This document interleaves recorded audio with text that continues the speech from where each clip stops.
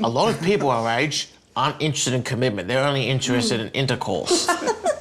Love on the Spectrum is an Australian dating show featuring young adults who are on the autism spectrum as they try to find love in the modern world. There have only been 5 episodes so far, but the show has received a lot of praise as it shows the world the ups and downs of dating as an autistic person and offering insight to neurodiverse individuals in real life. We all fell in love with this endearing show and have been waiting for more. Now that the Love on the Spectrum has been renewed for a second season, we're here to tell you all about it. In this video, we'll reveal everything we know about the Love on the Spectrum Season 2. But before we get into the video, make sure to like, subscribe, and turn on notifications to never miss out on our content. Love on the Spectrum Season 2 is already in production. Terrific news, right? Season 1 of Love on the Spectrum first premiered on Australian television in November of 2019. Because of its massive success, an Australian news site called it the single greatest dating show Australia's ever seen. It was brought to Netflix in July 2020. Because of the show's popularity, it was quickly picked up for a new season. Now, according to Northern Pictures production company for Australian ABC,